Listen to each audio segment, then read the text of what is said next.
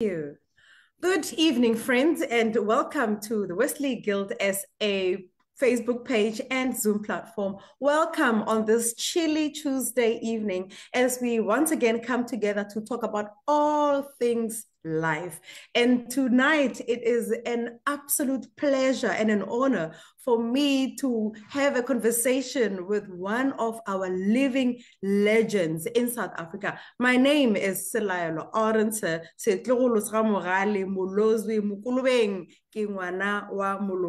and I am so delighted to welcome you this evening. Welcome to everyone who is on the Zoom platform. We really look forward to engaging with you. And we also welcome each and everyone who is connecting with us from the Wesley Guild SA Facebook page. Call everybody. You know how it goes. Call your parents who will probably connect with our guest this evening. Call your friends who will want to eat from this buffet of wisdom tonight. And call your children, those who we should not leave behind with these conversations that we are having. Because everything that we do, whether it's economics, whether it is religion, whatever it is, whether it's education, it is politically connected. And so, friends, let us close our eyes this evening and pray. Dearest Lord, Heavenly Father, thank you so much for this wonderful day. We thank you, Lord Jesus, for the gift of life, life that you have propelled, guided, and led for us to this very point and moment.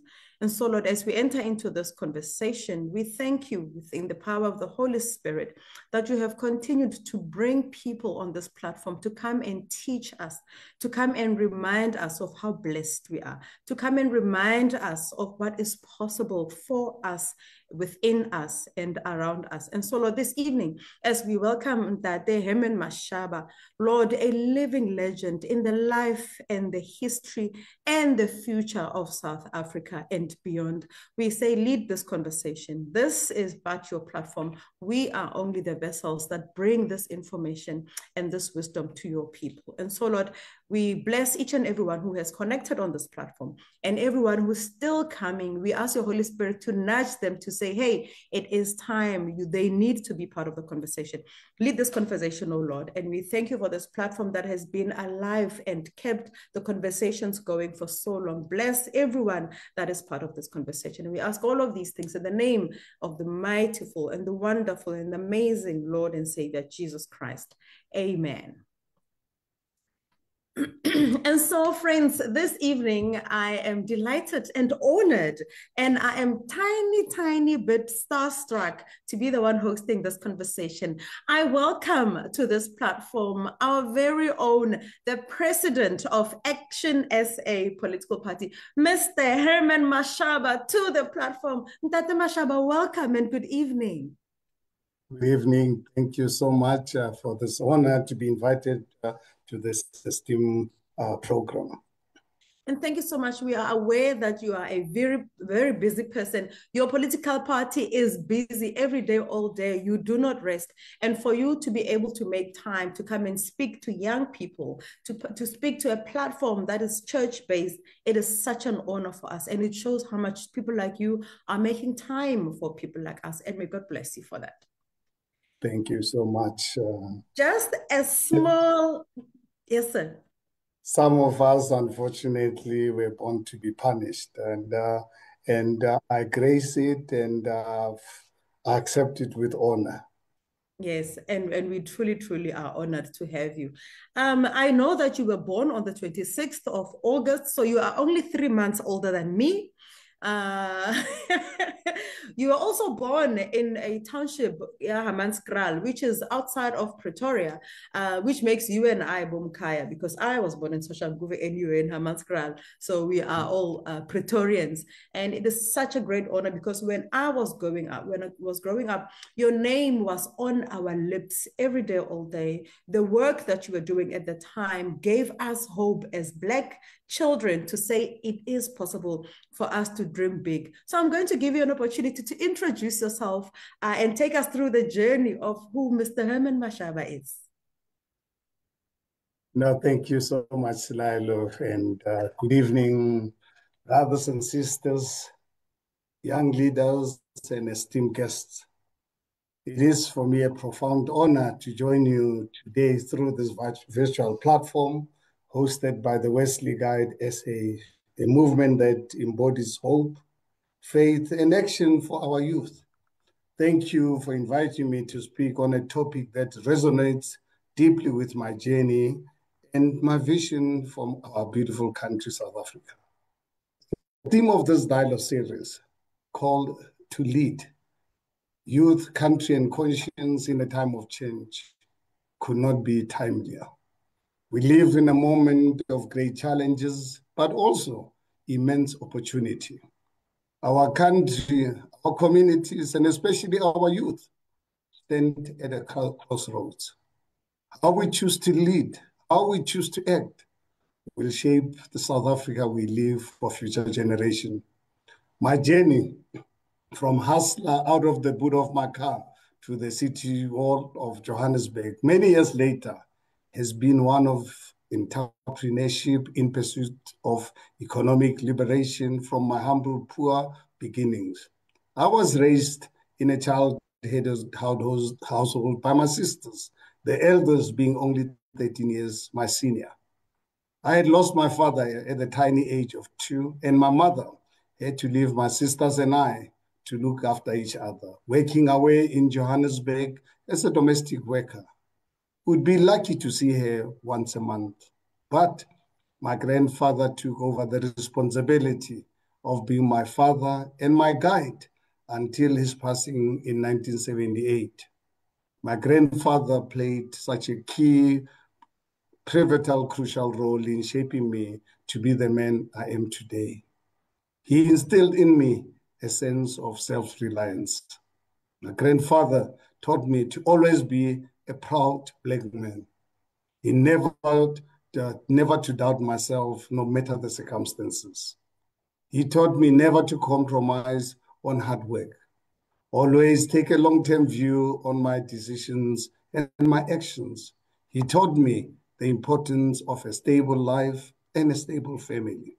Today, I come to you not just as a former mayor of the city of Johannesburg, once a great African city, but someone who started as a hustler, a young man with a dream, a small business, and a fierce determination to succeed despite all the odds that were stuck against me.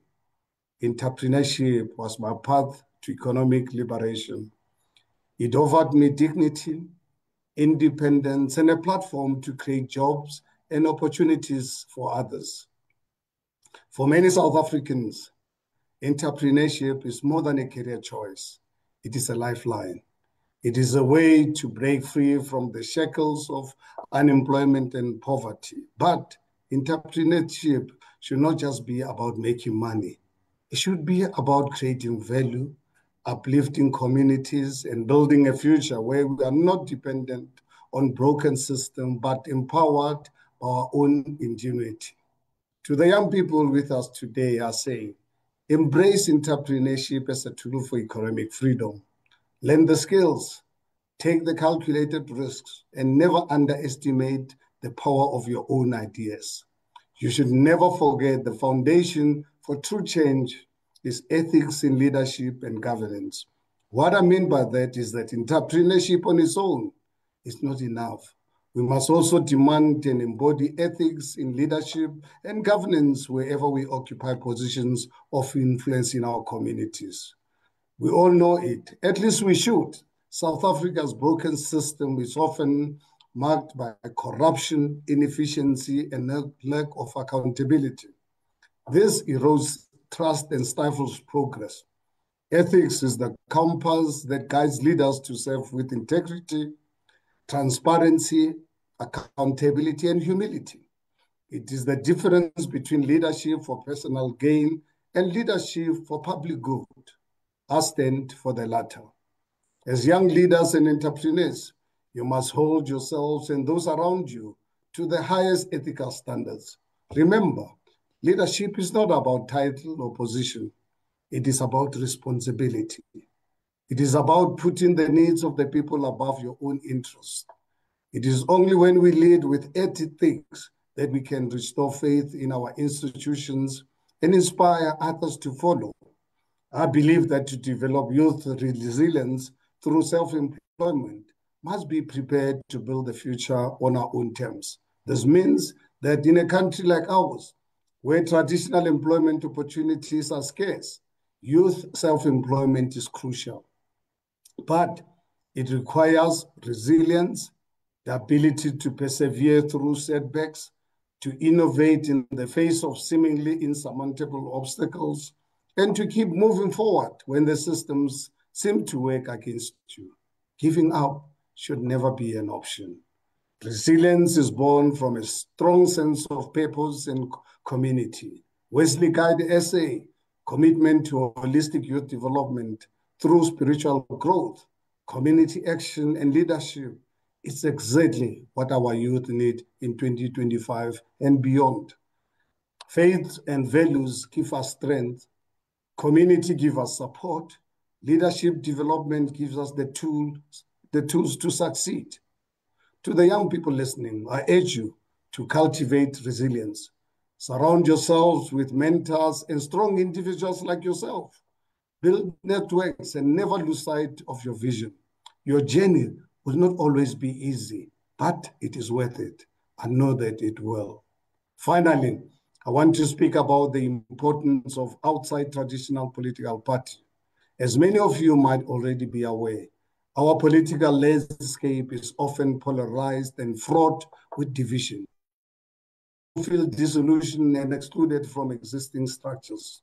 But leadership and change do not have to come only from within political parties. Civil society, entrepreneurship, community activism, and faith-based movements like Wesley Guide XA are powerful platforms for influence and transformation.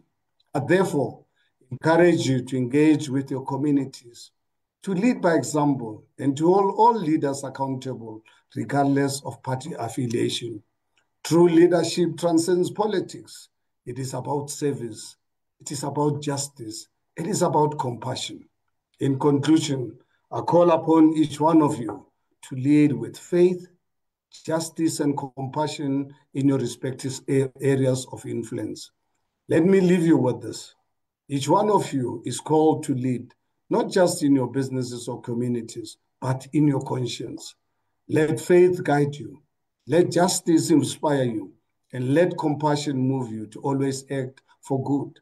South Africa's future depends on a new generation of leaders who are entrepreneurial, ethical, resilient, and courageous enough to challenge the status quo and to never repeat the mistakes, even crimes, that have left us to where we find ourselves today, often because of greed. May the Wesley Guide SA succeed in nurturing you, the leaders of tomorrow. I'm honored to stand before you in this mission. I sincerely hope that together we can transform our broken system, not one that works for some, but one that works for all. A system where every South African, irrespective of background, can thrive. Please do not stop to the work you're doing, and do not ever give up, no matter what the odds may seem like. Thank you, and may God bless you. Truly appreciate this opportunity. Thank you, Lila. Wow, thank you so much, Dr. Mashaba, for such profound words, words that I believe are needed in the hearts and the lives of young people today, but also reminding those who have gone before us what it is about, what leadership is about. I am absolutely empowered when you say to us that leadership is not about title or position, but it is about responsibility. And the truth of the matter is that we all have responsibility, whether it is from the households, the communities, the schools, the workplace, the church, or offices where we work. All of us have a sense of responsibility, and it's important for us to take that responsibility seriously. Now, please tell us how and where did it all start? You just said to us before we connected that you were born, obviously, on the 26th of August in 1969. And you're taking 59. 10 with, you're taking 10, 10 years away. My apologies, in 1959. My I'm a senior, apologies. I'm a senior citizen of this country. I'm supposed to be at the Sasa line waiting for the 270 rands from President Cyril Ramaphosa. I'll And you are qualify. saying, and you are saying you will not do that, but you will be on the firing line. You will be right at the forefront fighting for the freedom of this country, even today. So, Mr. Mashaba, tell us, where did it all start? Let's start with the hustler part before we go to the city hall. The hustler part, where did it all start? Well, I think my life started December of 1958, actually. Okay. You remember how life starts. Yes. My parents, I don't know whether they were planning me or I'm a product of them enjoying themselves and their love for each other. That's when I was conceived. And 9 months later, 26th of August, 1958, I then bounced into this world. Yes. And for some reason, my grandfather, who worked all his life for the Ga-Rankuwa municipality as a security guard, Machingelan, Yes. he happened to be home. He used to only come home once a month. I don't know why 26th of August, perhaps it was because of month end. He happened to have been home and went all over. As soon as I hit the ground, I believe he went from house to house, called the community to tell them about my arrival. And for some reason, my parents gave me two names. One to call Samte, which is my great father. It was Samte who lived in the area in one of the farms outside Harangua. And Philip was from my mother's side because my mother comes from a Lutheran church. Her grandfather was a minister moving throughout the country, and they landed up in Majaning in Amanskral. Yes. And unfortunately for me, lost my father at the age of 2. My father decided to all of a sudden die when I was 2 years old. Without first having to build my mother a house, they just were enjoying themselves. All of a sudden, they've got 5 kids.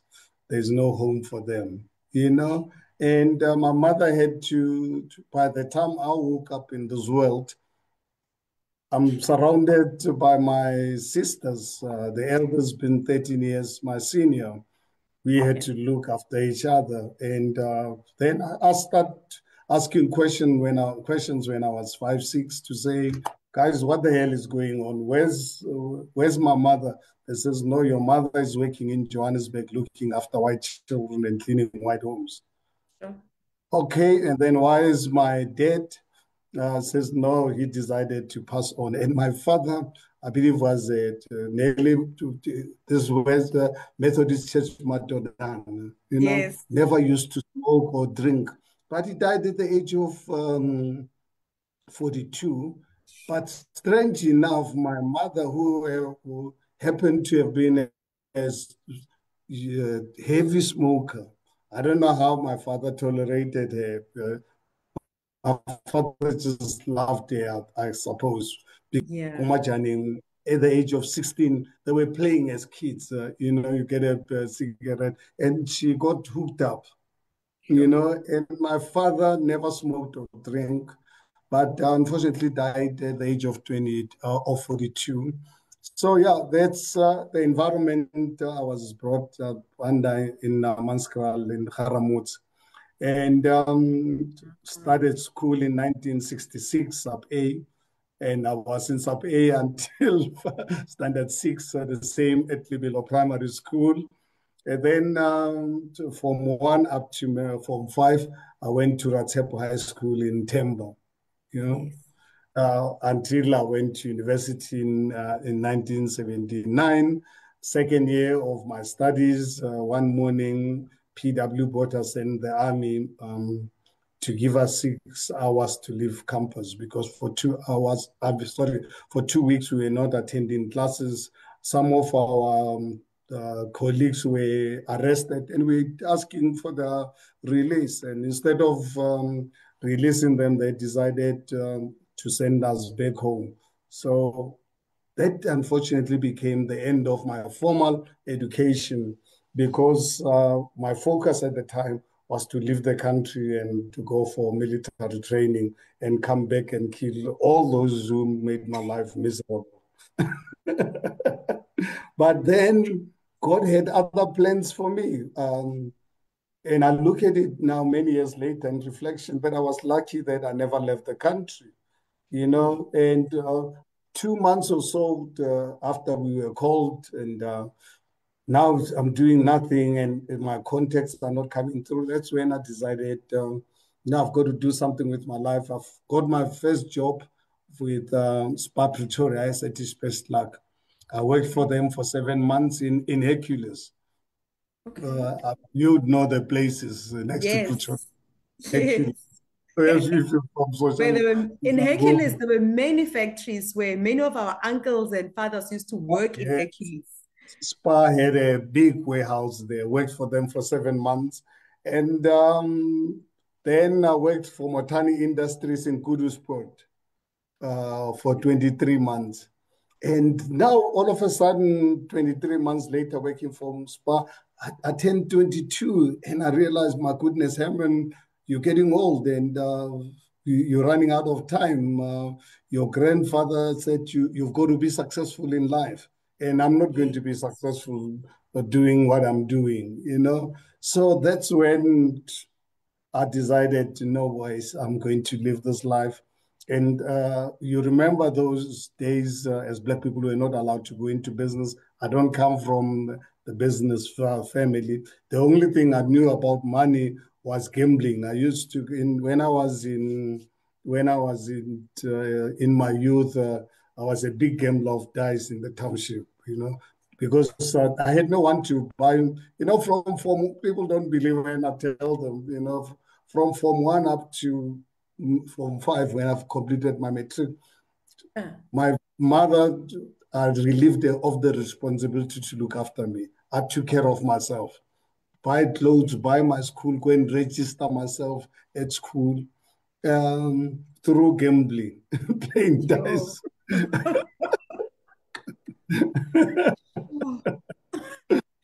So Okay, you've so been a hustler from a very early age. well, I had no choice because before that, winter like this, I'll go to school with no shoes. You leave home, nothing to eat. You come home, there's nothing Yeah. to eat. You get punished literally every day for school because my mother couldn't afford the 25 cents school fees. School fees during our time was 25 cents. And I Yeah. remember the apartheid government used to, from time to time, more especially in winter, they would provide the soup. Go to school Yes. before you started Yes. provide soup. My grandfather actually taught me to protect my dignity. I would not go and queue there with others because I was so selfish that I wanted to protect this dignity. I did not want Yes. anyone to take away my dignity. Go and stand in a queue like I'm a beggar. you know. Yeah. So that's been me, and that's why even today, being in a political field, I don't owe anyone. I don't owe the ANC anything. Spend a lot of money for the ANC before elections to get them the black support, running voter education. I don't owe anyone to the DA. I don't want owe anyone, and nobody owes me anything. That's why no one can ever hold a gun at my head. So, but what happens? 1022. I'm getting old. I needed freedom, and I needed commercial freedom. That's when I decided to go into business. But I realized for me to go into business to sell the products from the boot of my car, I needed a car. So I said, before I buy a car, let me stabilize my life. Really to calculate the risk, to say, before buying a car, get married, get someone who can protect me from myself, because I was a danger to myself. Yes. And here am I 43 and a half years later. My wife still protects me even today. So, and I'm so eternally grateful to her and my sisters for as women. I was brought up by women. So I got married 2 months later, bought a car, 2 months later, resigned and started my entrepreneurial journey, selling anything that people wanted, be it I started the first attempt was to sell insurance products, but 2 months later I realized this is not it. But I had to plan B. Those years we had companies that sold products, they manufacture products, but because we did not have a store selling nice dinner services, linen, and so forth. So I became Yes. a commission sales rep for these companies until in 1983, I came across a company in Johannesburg, here in Johannesburg, selling, they had a brand called Supercare. Yes. We Supercare. used we used to do S curl with super curl. So I sold the Supercare for 19 months, made it a number one brand in the country. And then 19 months later, I was on a commission basis. I said, this white man one day is going to get rid of me like he's done to everybody before. I said, no. One thing that well, honestly, it's in my DNA, is my independence. I value my independence. I always like to really be in charge. So I don't want to give my life to someone else, you know. So I decided, no, man, we black women out there needs to be pampered. But then I did not have the technical know-how. I was a trader. I knew I could really sell, but I did not have the technical know-how. I was with one of the sales guys, Morgan Molonto, Joseph, also from Soshanguve. He actually, Molonto, when I met him, he used to live in Soshanguve. We recruited him to join me at Supercare. I was number one salesman. Molonto was number two. I said to Molonto, I said, no, man, we've got to find a way. We must make this product ourselves. And how do we start? There was a white production manager working for Supercal. So I said, let's take a chance. And those days, for blacks and whites to talk was almost like treason. It was like almost treason. But I said, Joseph, we've got nothing to lose. Let's try this guy. Everything else is history. Then we needed the Yeah. funding. I don't know if you know the Walter Dube, Walter's Garage, ODP, Could it Total be Garage at the next to corner? KFC. Yeah, the corner next to Yes. KFC. Yes, you remember? Yeah, Opposite from the yeah, KFC. from a KFC. And he had a shopping center there. The wife had a salon in that shopping center, was my client. So I said, no, man, let's approach Mrs. Dube to introduce us to Mr. Dube because we were young. I mean, so we, Yes. we shared this idea with Mrs. Dube. Says, please introduce us to your husband. We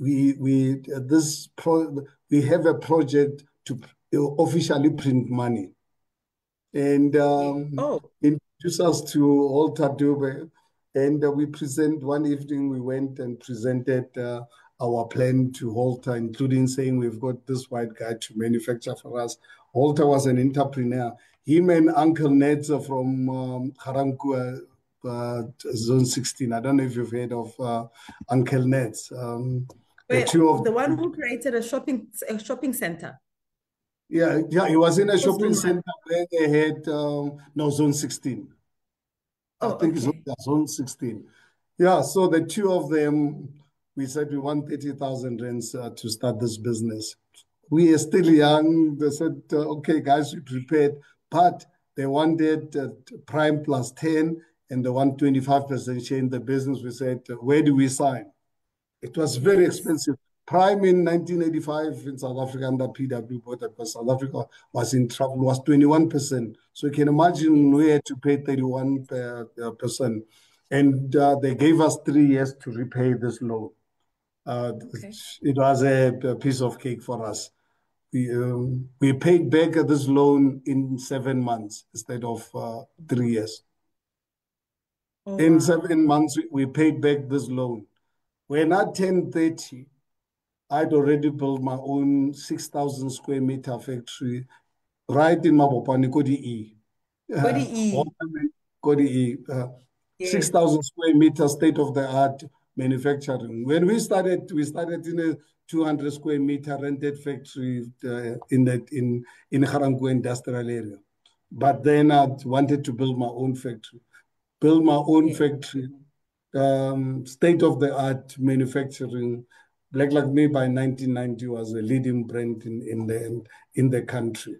That's how I could, as I told you, I could afford to build a double-storied house with a tennis court by the time I turned 13 in Soshanguve.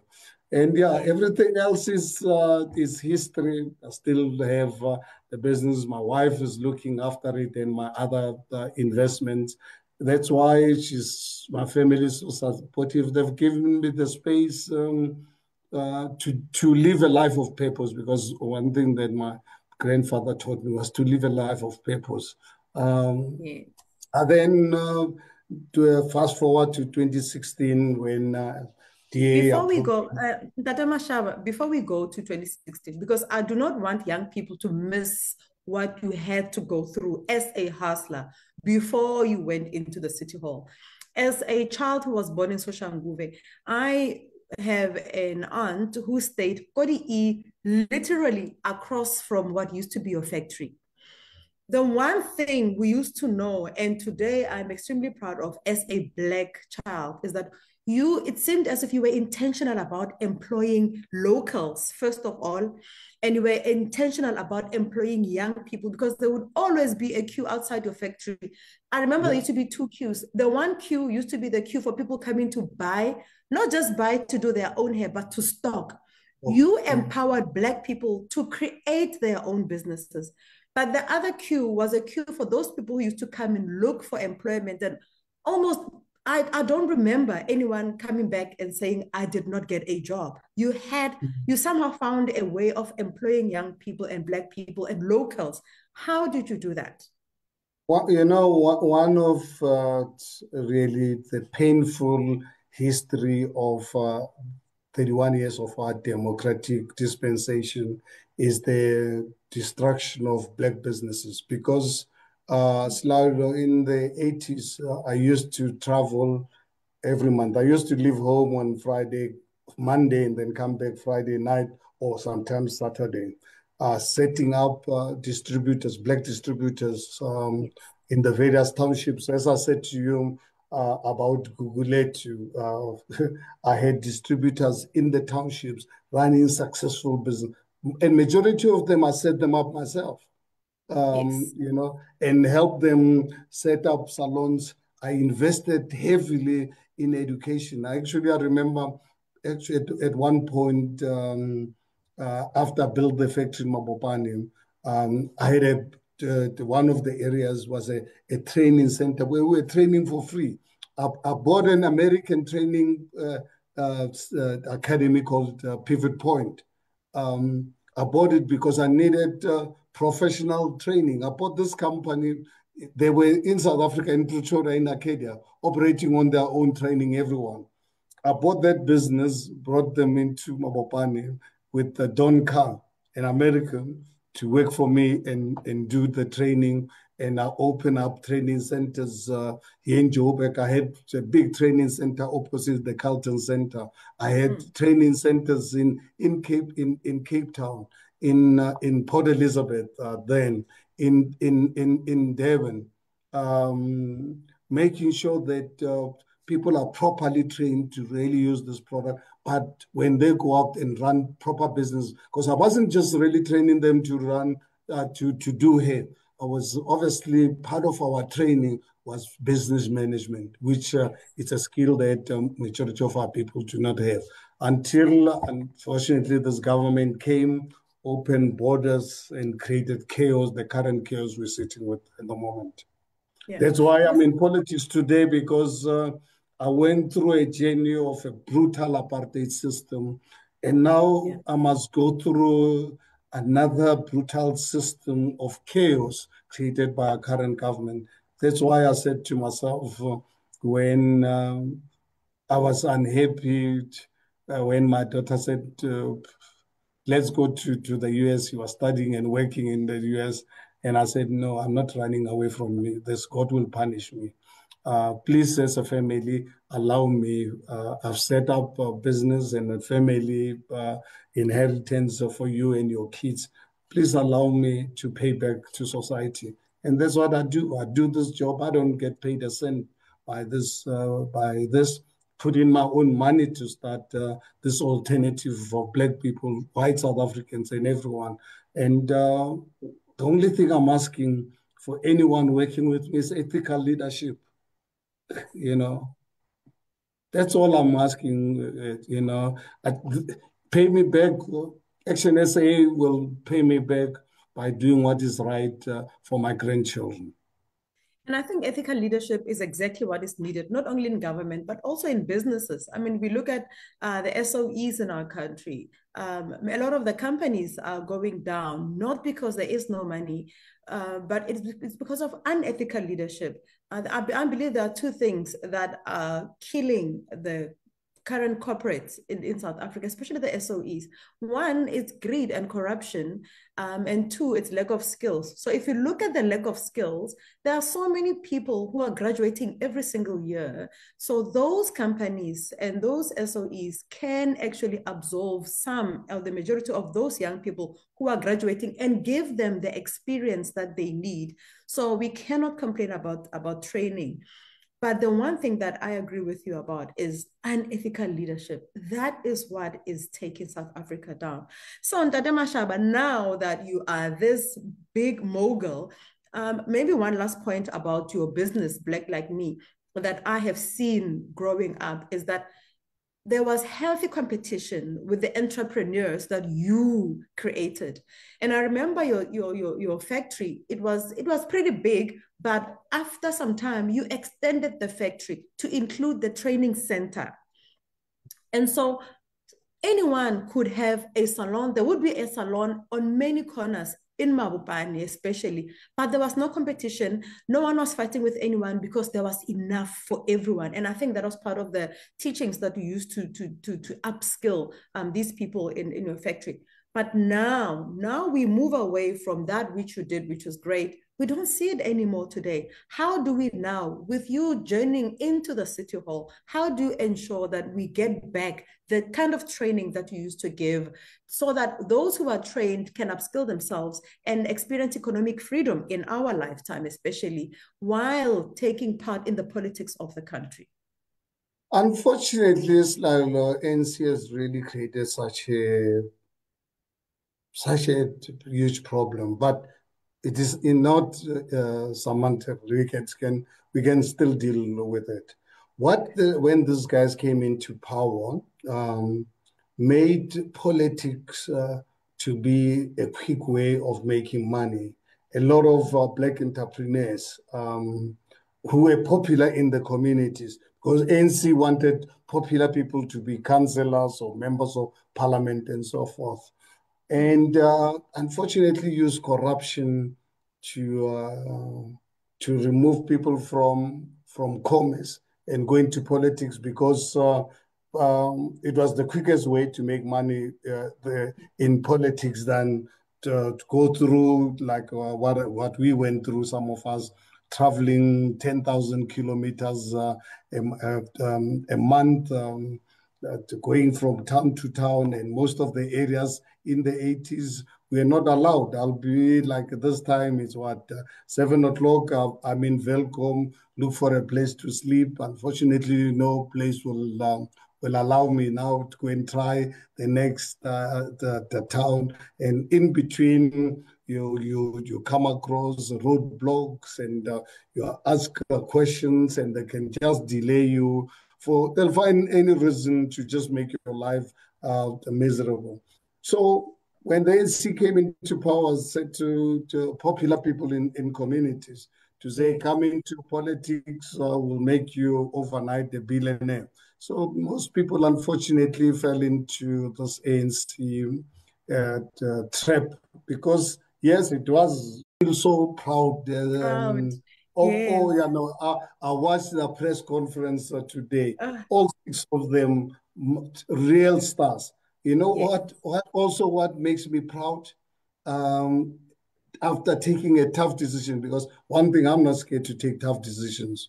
When Yes. I removed the DA from Tshwane and took a chance, and I put in a young black woman, 36, Dr. Nasipi Moya, who was, when I approached her, I said, Nasipi, I'm going to remove this DA because they don't want to provide services in the black townships.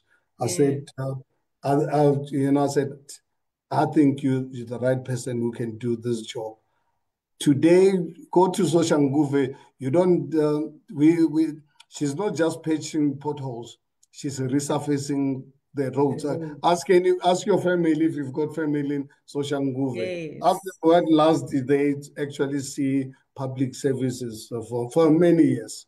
People of Yeah. Amaskral were dying of the dirty water and so forth. And I'm so proud to see him at running a coalition government because we don't have the majority. We govern with the ANC and EFF. And Yes. Yeah. but one thing for sure, we made it clear to them, guys, we can co-govern with you as long as you understand corruption is public enemy number one.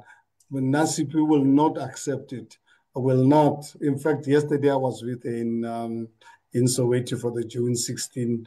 He was relating one case of someone approaching him because some Somali or Pakistani people who have opened an illegal business in Mamelodi. So she closed it down. She's busy waiting for the court order to go and demolish that business and wanted to pay this councillor money for them to see, to have a meeting with the mayor. And she was asking me, says, you know what, I know from you, I'm just letting you know that, these people think I'm crazy, that I can accept to go and talk to them. What they must do, right now, they've built on top illegally. The structure is not registered. I'm just waiting for the court order. We are going to demolish this so that people can understand this is not a country of lawlessness where people can do as they please. Yes. So, seeing all this, as someone who works from home, I'm on the ground today. I was in Lens. If you followed me on social media platforms, when see the places I was at today in Lens, when look at the conditions our people live in. And after that, I was in Orlando East, where, to remember, I was it last year, 2 years ago, where some people were killed in Eshabin. I was in that community, addressing them about their issues. And I'm saying to myself, when will ANC ever have the heart? Uh, do they come into those communities?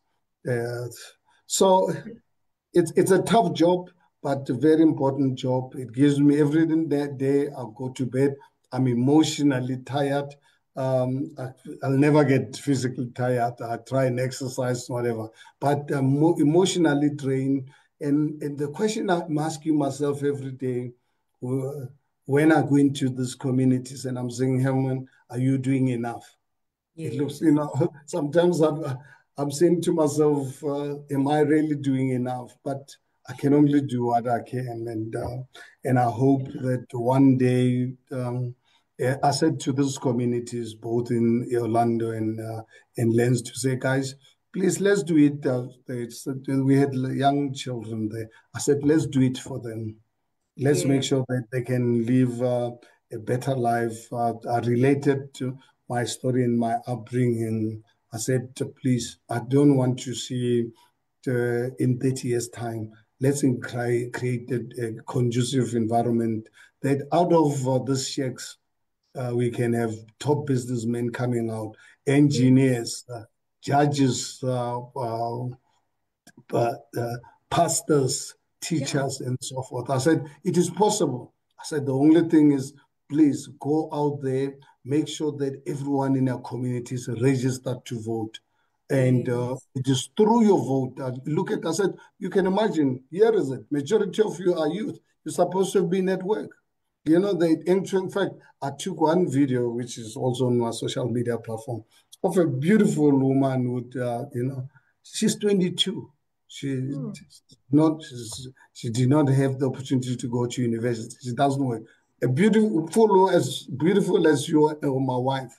So, Sure. you know, during my days when I was growing up, you know, before I got married, I had that weakness like any other young black boy. You know, beautiful women were like trophies to us because we've got beautiful women, in our communities. And I Yeah. look at this and I said to the community, I called her up, and because she's never voted in her life, because she never thought voting will make a difference. So I used her and called her to the podium and say to the community, let's do it for this young woman so that when she turns 32, she must have a purpose in life. Because I said, if we not, you and I are not going to do anything about this little beautiful girl, by the time she reaches 25, 30 years, she might have 4 or 5 kids with 5 different fathers. I Sure. said, let's stop it because Yeah. ANC is not going to do it. I think you are touching on ethics in leadership and governance, and you also mentioned. I want to touch on the age of members of parliament. We have members of parliament, ministers who are in their 70s and 80s. And Mr. Mashaba, when we have so many young people who are capable, who are qualified, who are skilled to be ministers and deputy ministers and all of those. So, how do we now, as a country, ensure that there is youth participation in parliament? You have taken a conscious and an ethical position to say, I do not want to go to parliament. I can do work in other ways and in other spaces. So, how do we now turn the wheel and turn the tide in the mindset of politicians in our country to say, let us take a backseat and allow young people to lead this country? Unfortunately, these politicians, the only way they can survive is through political work. That's why some of them, they sleep in parliament. Some of them die. They're still in parliament at the age of late 70s, 80s. I Yes. mean, for them, if that's the only way they can earn a living, and you're not going to change their mindset. What can change them is the youth to vote them out of power and bring in a new democratic dispensation. Put in political parties that can hold accountable. I said, yes, right now I'm saying vote for Action SA because I'll deploy the best black professionals and I'll hold them accountable. But in the event we fail you, don't wait for 31 years. Don't give us a chance for 31 years. You have an opportunity every 2.5 years in this country to punish politicians. Yes. Because we just voted now. Next year to early to 27, we're going to local government elections, very important elections. And Yes. today we gave the ratings of the GNU, how it has badly to really manage this country over the last year. Real facts. Yeah. But you look at a country where 54% of South Africans, as I'm talking to you right now, they don't know where the next meal is going to come from. 54%. And My God. then on the other hand, we have the biggest cabinet on earth, the biggest cabinet. You have the minister traveling overseas, spend 2.3 million in 4 days, live in a hotel for 4 nights to spend 900,000. Tell me, how do you figure out what kind of hotel is this? I'm sure the Japanese must have just taken advantage because, I mean, honestly, 450 a day, just figure out, I mean, what kind of hotel is this? I mean, if, even at 90,000, I'll have a problem. 90,000 Yeah. for 4 nights. No, hotel, I hotel think, should, if let's say you I, stay in a good hotel, you must overseas, even now with the rent as weak as it is, you can stay in a good hotel for under 5,000 rands. Yeah, absolutely. If you're expensive. If No, you're expensive, absolutely. you can stay. When I travel, my wife and I, we travel, there's no way we'll spend over, we'll spend, even with a week rent, when we stay in a decent, good hotel, if we spend 3,000 and we moan, they say this is expensive. Now that we are talking money, before I take us to 2016, to August of 2016, a friend of mine, Stan, is asking, what do you think about national dialogue and money to be spent? It is one of the most honestly evil thing we can do as a country.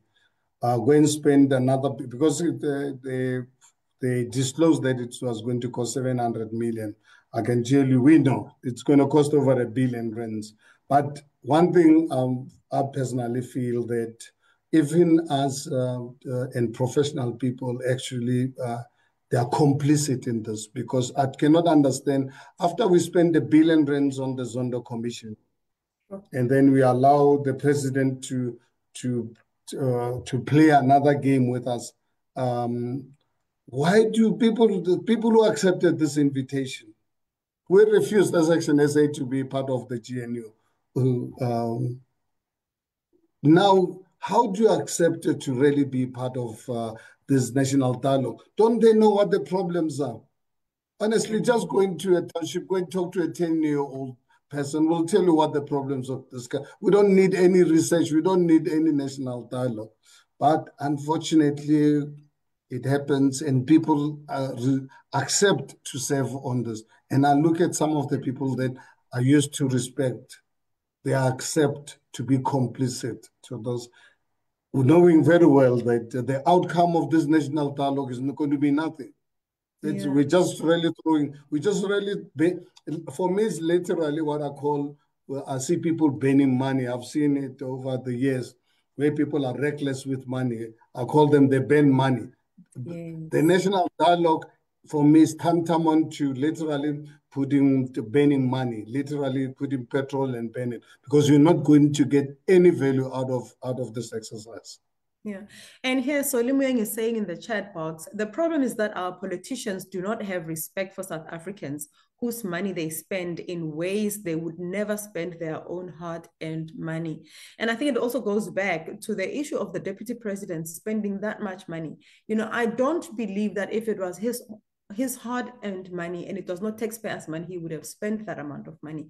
And how do we hold these politicians accountable as taxpayers? Well, Slaula, if you would like to play a role and we can get the Wesley guy to play a role, please run non-partisan voter education. Get the black youth. Honestly, if you're serious about genuine way to solve this country, please invest in voter education, non-partisan. You're not asking them to vote for any particular party. Just really demonstrate to them the power of their vote. Because on the day of voting, whether someone is a billionaire or you're an unemployed South African living in a shed, that vote of yours, it's the same. It carries the same weight.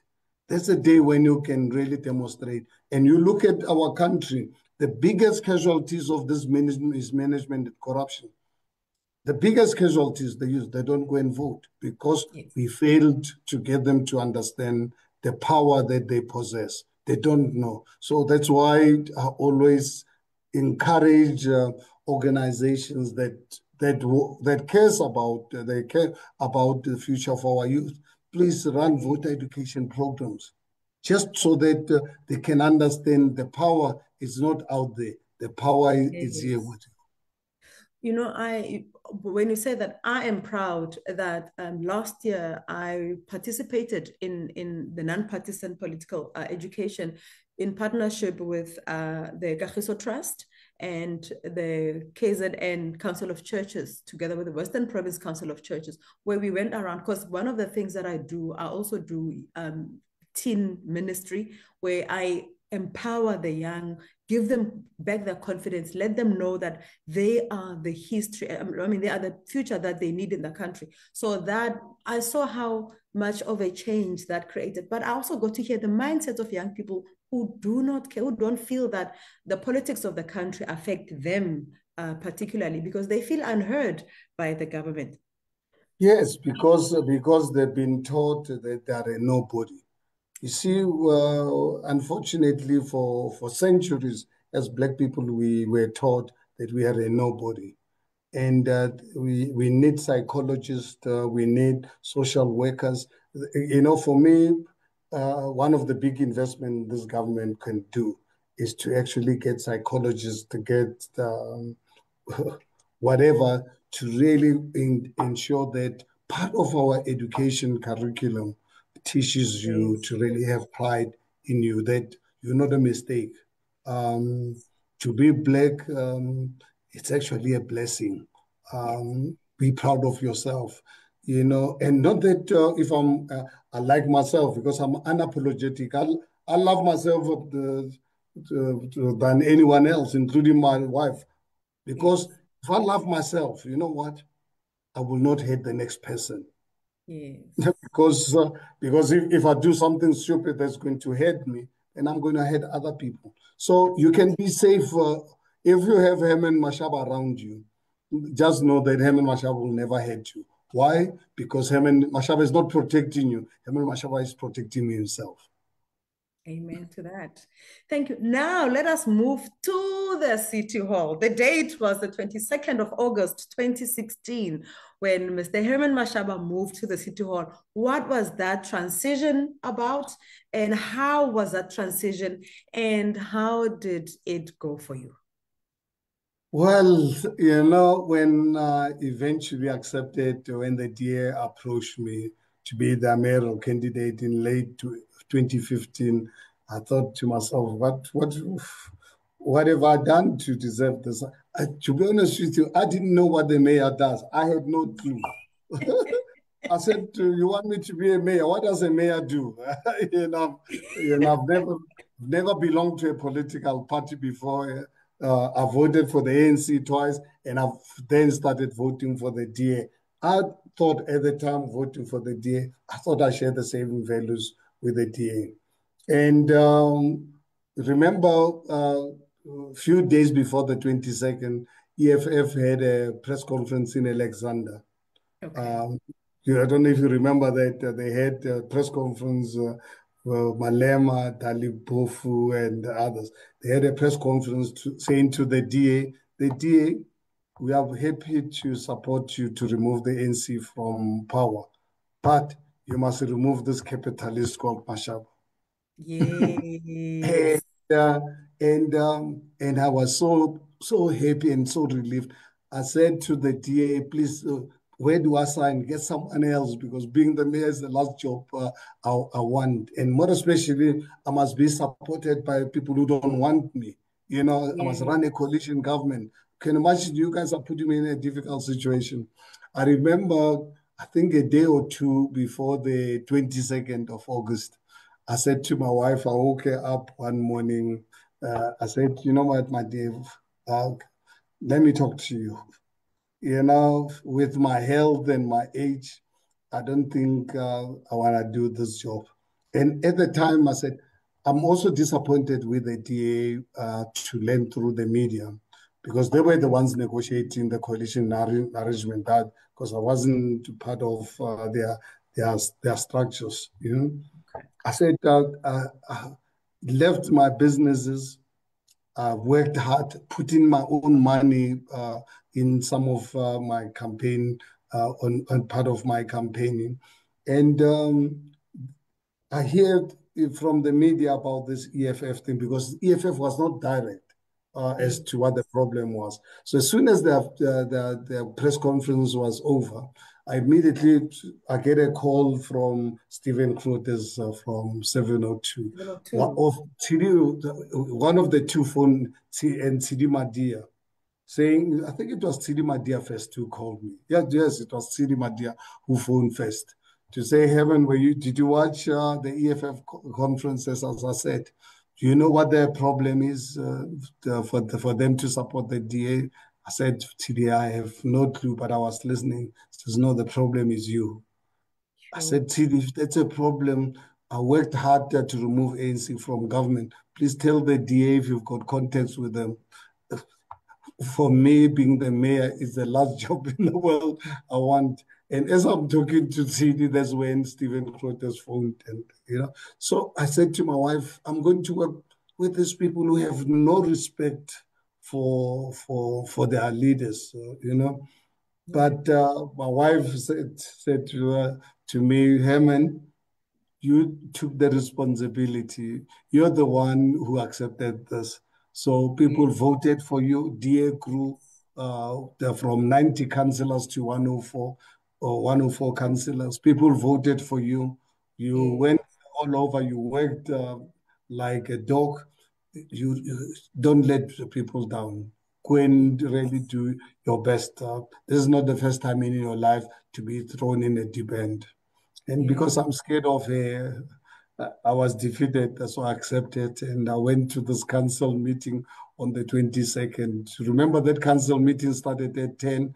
And I think by the time I was eventually elected, because there was chaos late at night, elected as the first mayor to remove the ANC out of government. And I looked at that day, the role that EFF played in Yeah. ensuring that ANC doesn't play games. It was so humbling for me. And unfortunately, one of the ANC councillors that died of a heart attack, really quite a sad moment. And yeah, my 3 years of being the mayor were the most difficult, but the most enriching experience of my life.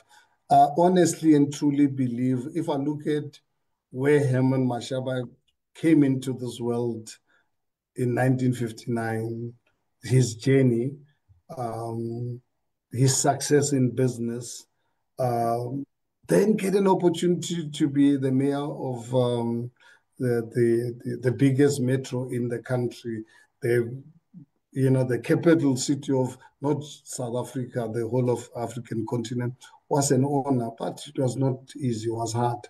ANC played every trick in the book to collapse my government. And what was said about it, I did not really get the support from my own party I was supporting. And Yes. Helen Zille in uh, started influencing white councillors. And what was my sin? They came out with a concept or propaganda to call me an EFF mayor. You know what was my sin? No. My sin was that I was putting too much effort in black community, poor communities who don't, they said to me, why am I putting so much effort in people who don't pay tax, who don't work, who don't vote for the DA?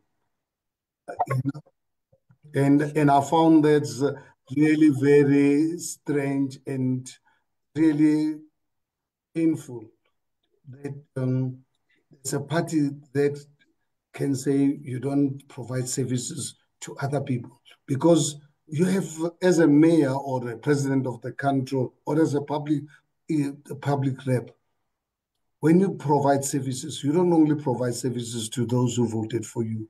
You have a constitutional obligation to provide services to everyone, but that was not the DA for you.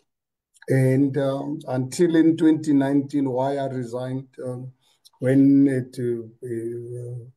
I came across a plot led by Helen Zille, working with the IRR. Remember at the time she was working for the Institute of Race Relations, Congratulations. Yeah. approaching ANC leadership about the 35 billion rands of fraud and corruption cases I was pursuing against them. He says, guys, come out with a motion of no confidence. I'll get you enough white councillors to support this motion because this man doesn't listen.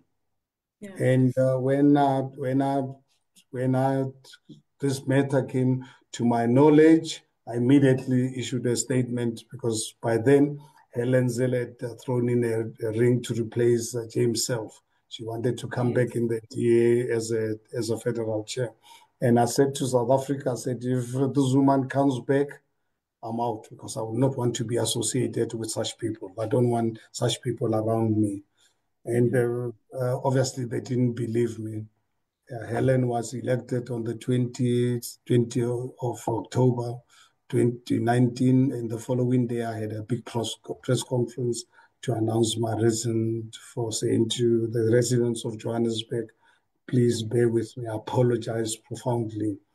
I can't work with people who take poor people to be, I don't know what. Yeah. So, yeah. And then South Africans literally forced me to start my own political party. And here am I now, political party that's costing me a lot of money, the political party that's getting me away more than I used to when I was running business in the 80s. But I think it's worth it. It is worth it. And so on my birthday, which was 3 months after your 60th, you decided to vacate the office of the mayor of the city of, and I thought, on the 27th of November, you vacated. I think that's when your term ended. Yeah, what happened is that the DA, because it was on a Sunday when Helen was elected, and I wanted to leave immediately the following on Monday.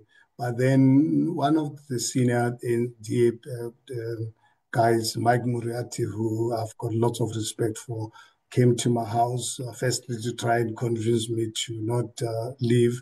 But unfortunately, I made up my mind. I don't want to be associated with people like Helen Zell. Honestly, I don't want to. But then asked me, says, Herman, please do us a favor, because if you leave immediately, there'll be a chaos. We'll need time as a DA to look for someone else. Would you mind? The next council meeting is on the 28th. Would you mind to serve until a day before, so that at least you give us a month to look for someone else? And that's exactly what I did. So it was like I was saving notice, but it was. But I think I didn't want to put the country into chaos. Chaos, yes. And I think personally, I respect that about you, that you, at that time, you could have left with immediate effect, but then you thought, you know what, let me serve this country, not only the Democratic Alliance as a party, but the country, to say, in order to avoid the country going into chaos, let me just, I will remain in the gap up until the council meeting of the DA. Now, if we look at working outside traditional party politics, how do we now, or you as Action SA, how do you ensure that you work with outside of the political space, but also being part of the of party politics in the country? Look, I think our demonstration of our willingness to embrace the mandate of the voters, because to go into a coalition is not something that we contest to win outright. But one thing that we can accept is that South Africa has entered an era of coalition. Yes. I ran the city of Johannesburg, very stable coalition with the EFF voting with us on an issue-by-issue basis. And you know why EFF ended up respecting me? Because I'll never take any report to council without engaging them. So that to show, regardless how small the item was, I would really make sure personally with Funzi Ngubeni, we'd invite them in our office, take them through all their reports coming to council so that they know what they're voting for. And if they have a problem, we will say, okay, we'll remove it, we'll engage you guys at a later stage to give you the rationale and so forth. And I can tell you without any shade of doubt, EFF were the most constructive of all the coalition partners. And they're demonstrating it again here in Tshwane with Dr. Moya. very constructive in government. As much as the EFF and I, in terms of ideology, we don't come from the same world. You butt heads. But for some reason, when we're in government together, you cannot really ask for a better partner. You cannot ask for a better partner. Why? I think it's because I'm in politics to ensure that we can take people out of poverty. And I'm unapologetic about this. And that's something that unfortunately there's ANC and DA don't really share. But at least they're working with us in Tshwane. I see ANC guys really, it's unbelievable what's happening in Tshwane. I think we're over time, Tshwane is going to be a model of actually starting this new chapter of coalitions in South Africa. And it's because of us that... Do you think that is the future of South African politics, coalition government? Well, whether you like it or not, South Africa for the next 100 years, you and I and our children are not going to see one party rule any longer. So this country for many years to come is going to be under coalition. And I think I embrace it. We've been failed. We know one party rule. Look at what the National Party did to this country from 1948 to 19. I mean, they caused chaos. And look at the ANC since 1994 up to now. They're causing chaos. The mayor of the city of Johannesburg, with Johannesburg collapsing, is establishing bomb squads. Sure. I don't know if you've heard, I don't know if you've heard about putting together a bomb squad. A bomb squad to go and do what? The city's already so broken. What does he need bomb squads for? Sure. Yeah, that is really truly insane. Now, Mr. Mashaba, I think for the next 20 minutes, let us talk about your slogan, Action SA, Spaza for Locals. We know how